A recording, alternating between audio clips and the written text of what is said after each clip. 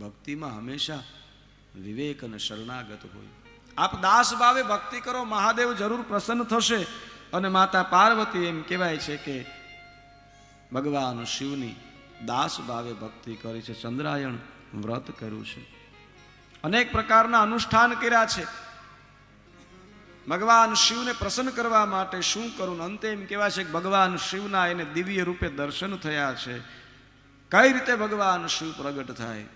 અને મહાદેવના દિવ્ય દર્શન થયા છે. ભગવાન શિવે કહ્યું છે, શૃણુ દેવી પ્રવક્ષ્યામિ ગિરિજાવર નંદની ત્વયી ગોપ્યમને. તમે મારું તપ કરવા માગો છો. ભગવાને સ્વપ્નમાં આજે દર્શન દઈને કહ્યું છે, પણ હું એક ગોપ્ય તમને પૂજા કહું છું, વિધિ કહું છું. તથાપિ ત્વયી વક્ષ્યામિ લિંગાધ્યાય ભેદમ શિવે કૈલાસ સલમૌલ સ્થળ લિંગમમ મહાયંબિકે. હે દેવી, તમે મારું કૈલાસ રૂપી જે લિંગ સ્વરૂપ છે એની પૂજા કરો.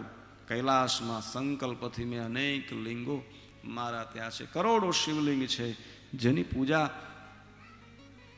મોટા મોટા યતિઓને પણ ખબર નથી, મોટા મોટા વિદુષીઓને પણ ખબર નથી. જ્યાં મારા સંકલ્પ લિંગ છે, સ્વયં કૈલાસ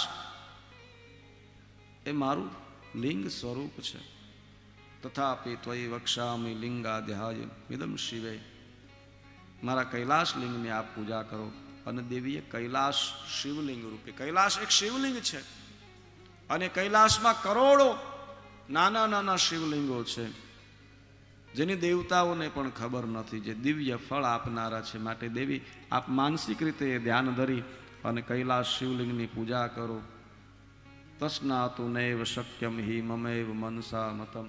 કોટી લિંગ, જ્યાં કરોડો લિંગ છે એ કૈલાસ લિંગ છે. અને ત્યાંનો પવન એમ કહેવાય છે, કૈલાસ ઉપરથી જે પવન વહે ને બાપુ, બ્રહ્માદિક દેવતાઓ સતત એ પ્રાર્થના કરે છે, કૈલાસ પર્વત ઉપરથી જે પવન નીકળે એ પવનનો જો અમને સ્પર્શ થઈ જાય ને તો અમારું જીવન ધન્ય બની જાય. ને દેવતાઓ સદાય પવન માટે એમ કહેવાય છે કે લાલાયિત રહે છે, ક્યારે કૈલાસ પર્વત એના ઉપરથી વહેતો પવન અમને સ્પર્શ થાય. બ્રહ્માજી કહે છે, અમારા અહો ભાગ્ય અમને પવન સ્પર્શ થાય. આવું મહાત્મય છે. અને દેવી પાર્વતીને ભગવાન શિવે માનસી રીતે દિવ્ય સંદેશ દેવી પાર્વતીએ તપ